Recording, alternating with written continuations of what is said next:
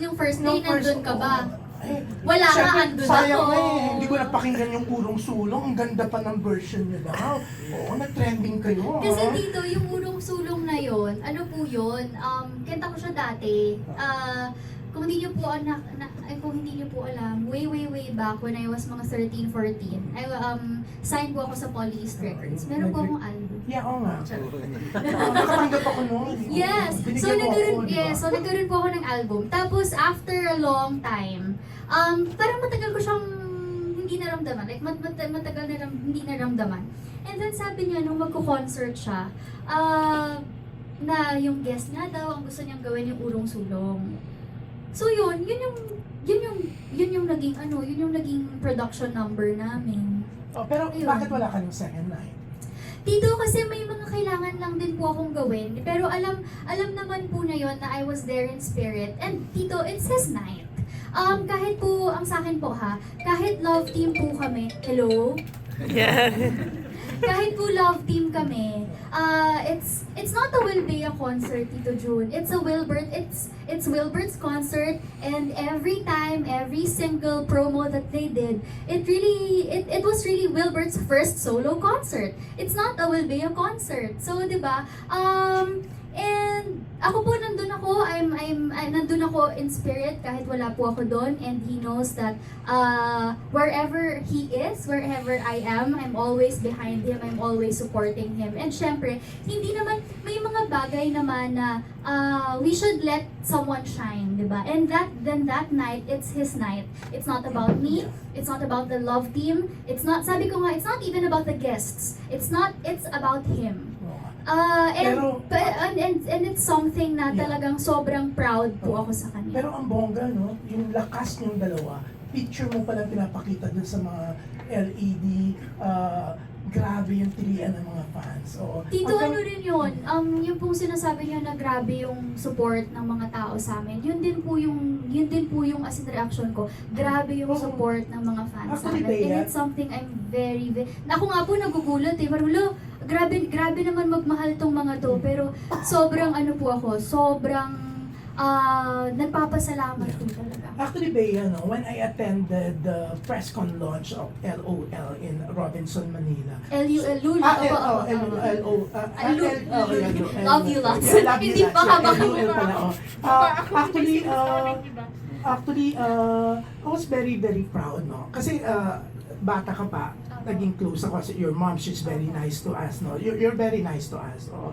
Yung, kasi I'm sure ikaw mismo, no, yung there was a time na talagang nawala ka, di ba? Talagang pero ang bongga, pagbalik mo sa Viva, hindi talagang kahit kami napabilib kay Boss B, kila Boss Bean, sa ay ang galing nila. Pinagtambal si Bea and si Wilbert, nakagawa sila ng isang bonggang love team na talagang yung second chance na di ba? I'm really happy for you kasi Thank you, Tito. biro mo yung dumadagundong yung yung mall sa lakas ng palakpakan, sigawan ng mga fans, di ba? Anong napipil nyo pag gano'n yung mga Excel, pag nakikita nyo yung sobrang pagmamahal ng mga fans? It just feels overwhelming, Tito, but in a good way po ha. Nakakabilib kasi syempre hindi lang po oras yung binibigay ng fans eh. Hindi lang oras, hindi lang support online, pero kahit yung ideas nila, yung thoughts nila, when they thought of the community pantry, diba? Parang alam mo yun, parang sobrang unique na sila mismo, ideas po nila yun na mag-marching band sa mall, Tsaka alam mo yun, sobrang support, no? magpapamaskot, na parang diba? Pati sa negosyo yung dalawa, grabe daw yung Yes. support. Oh. Sila po yung pinakaunang customer namin dun sa negosyo namin. Pero yun, sobrang walang hanggang pasasalamat po kasi ramdam na ramdam talaga namin dito yung yung support nila, and even now no matter what project that that we do. Kahit po nung sinabi nyo na, about sa love team, tapos meron din kasi kaming mga solo, meron ding mga ginagawa kami outside love team eh.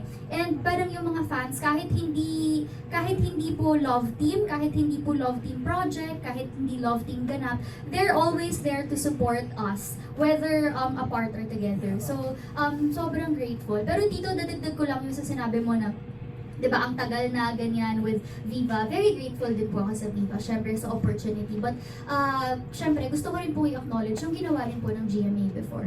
I wouldn't be here without them. I wouldn't be here kung hindi po nangyari yung mga nangyari dati. Hindi, kumbaga, lahat po ng experience, lahat ng training, malaking bagay po din yung GMA. But, of course, right now, I'm very, very, very thankful to Viva. And sobrang nagpapasalamat po ako.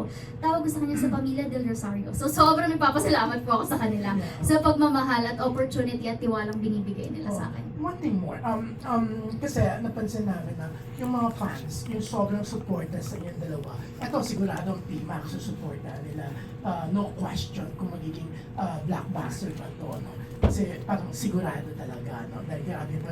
Pero kayo ba, walang pressure this time na? Kasi yung iba, parang gusto nila na, sana umami na sila, sana sila na. So kayo ba hindi na-pressure pagdating sa bagay na yun?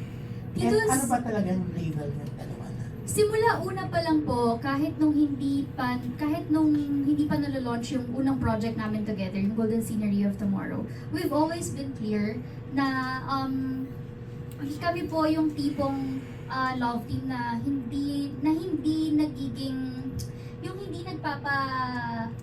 hindi nagpapadala sa pressure na dahil kailangan para to make the love team work, because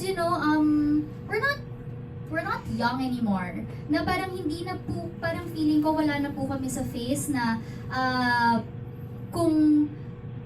parang para lang mag-work yung love team, kasi alam po namin pareho na hindi naman yun lang po ang formula, or na parang hindi po yun ang kailangan para mag-work ang isang love team. Siguro po, with me, personally, what we have, I think it's something that we don't want to put any pressure on. It's something that we don't want to, alam mo yun, na hindi naman kailangan palakihin or something. Hindi siya kailangan, kumbaga ako po mismo, ayoko siyang gawing